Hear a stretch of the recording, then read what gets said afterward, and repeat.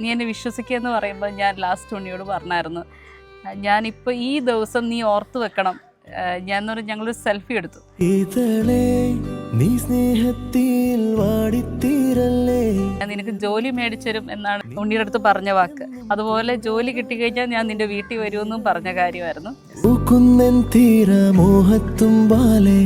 ഇനിയും നിന്നുള്ളം നോവല്ലേ, അകലെ കനവിനരികെ ഇരുവഴികളിൽ മനസ്സൊഴുകവേ, മൂക്കിലെ ഈ പൂവിന്മേലെ മെല്ലെ പെയ്യില്ലേ പടരും എൻ സ്നേഹത്തെ പാടെ മായ്ക്കാതെ അകമേ ആളുന്ന തീ